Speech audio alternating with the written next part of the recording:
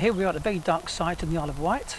No street lights anywhere near us, and a bit of astrophotography coming up. We've got a nice clear sky according to the forecast, and it does look okay. So, but you can spend a lot of time out in the cold at night when you could be tucked up indoors watching a movie.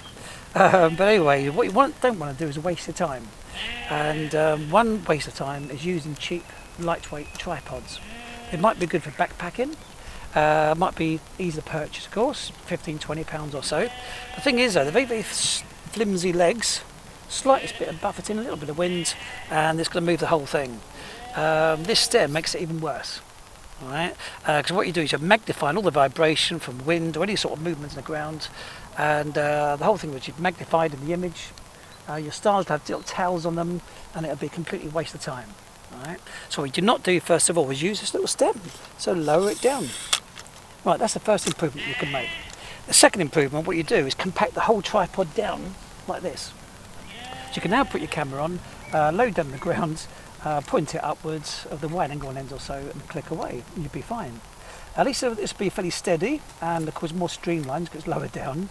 The legs are inside each other, so you strengthen each leg. You won't be so wobbly, and you could probably get away with some good shots with this. But ultimately, forget that, spend an extra few quid and get something much more heavier duty. Okay, so change the camera over now to this heavy duty tripod.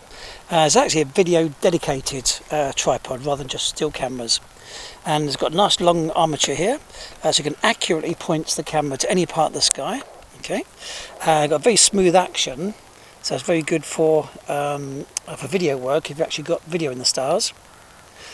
Okay, anyway, this got very thick legs, so it's very sturdy in a wind buffeting. It's not going to shake it around, and I'm not using this vertical stem at all. And so anyway, I should be able to click away tonight with a cable release, so I don't touch the camera again when I set it off for every single shot.